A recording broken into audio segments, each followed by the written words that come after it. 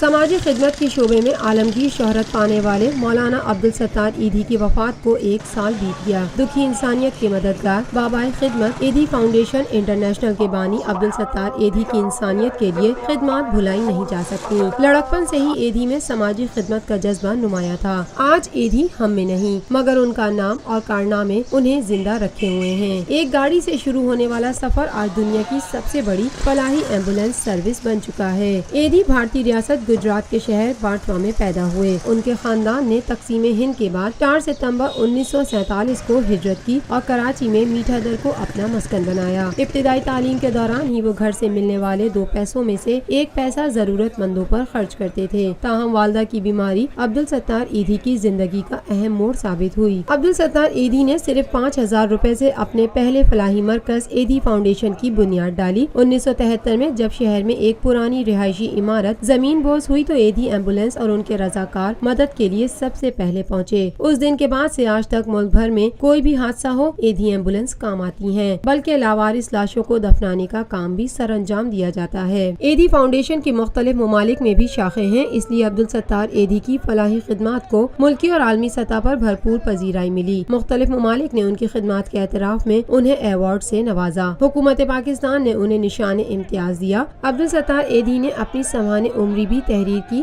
جو کہ کتابی شکل میں موجود ہے۔ Lotus Lake Towers, a groundbreaking endeavor by Lotus Properties.